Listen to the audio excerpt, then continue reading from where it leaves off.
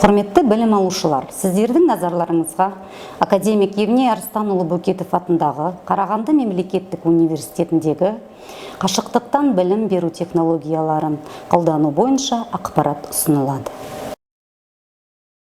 Дәріс сабақтарын өткізу үшін Zoom қосымшасын ресми сайтынан жүктеу қажет.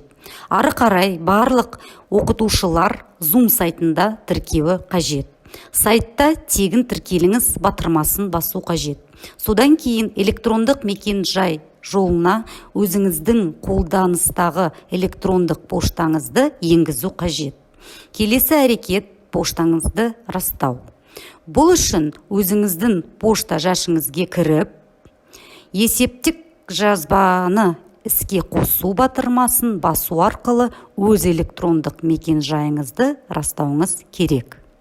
Ашылған терезеде өз деректеріңізді енгізу және өз аккаунтыңыздағы бекітілген құпия сөзді енгізу қажет. Содан кейін жалғастыру батырмасын басыңыз. Келесі қадамды өткізу үшін осы қадамды өткізу батырмасын басыңыз. Веб-конференцияны ұйымдастыру үшін конференцияны ұйымдастыру батырмасын басып, онда бейне арқылы белгісін таңдаңыз. Ашылған терезеде бұрын Zoom бағдарламасын орнатқан жағдайда URL +Zoom Launcher қосымшасын ашу батырмасын басу қажет. Бағдарлама автоматты түрде ашылады. Онда компьютер дыбысын пайдаланып кіру батырмасын басу керек.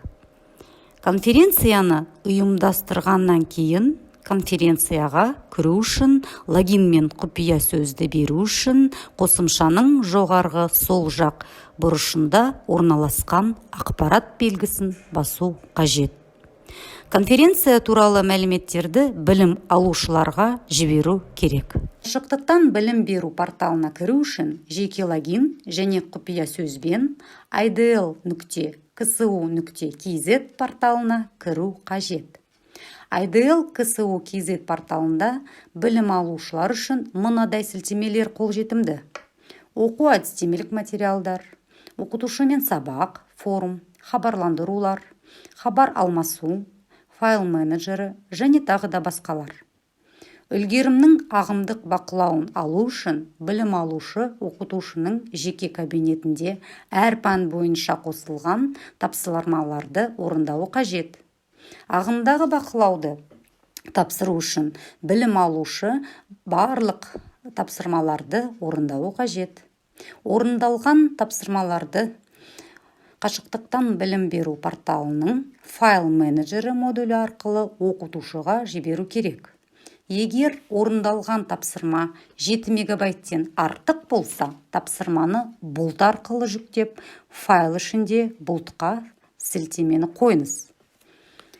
Пәндер бойынша білім алушыларға арналған негізгі сабақтар форум форматында өтеді. Студенттер бекітілген кестеге сәйкес барлық сабақтарға қатысулары қажет. Оқытушылар форум тақырыбын қосқаннан кейін білім алушылар қойылған талқылау тақырыбы бойынша өз сұрақтарын немесе жауаптарын қалдыра алады.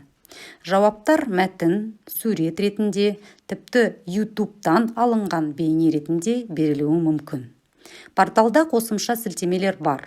Хабарландырулар, гиперсілтемесі, факультет, кафедра үйлестірушісінен, тьютордан, бағдарлама әкімшісінен келіп түскен барлық белсенді хабарландыруларды көрсетеді. Оқытушымен сабақ форум гиперсілтемесі ұсынылған тақырып бойынша студент пен оқытушы арасында сұрақ-жауап режимінде қарым-қатынас жасауға мүмкіндік береді. Хабар алмасу гиперсілтемесі студенттің, оқытушының және әкімшінің электрондық пошта режимінде хат алысуын беріледі. Кез келген уақытта кеңес алу үшін әкімшіге хабарласуға болады.